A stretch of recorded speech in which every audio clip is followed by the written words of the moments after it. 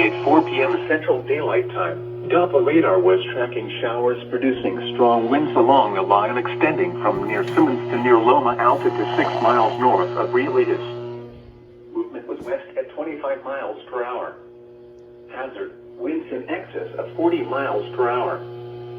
Source, radar indicated. Impact, gusty winds could knock down tree limbs and blow around unsecured objects.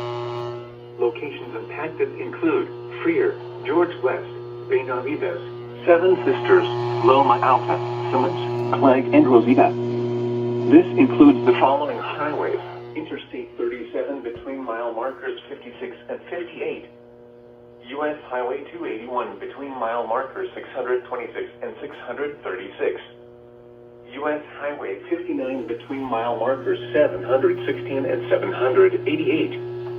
If outdoors, consider seeking shelter inside a building. Torrential rainfall is also occurring with these storms and may lead to localized flooding. Do not drive your vehicle through flooded roadways.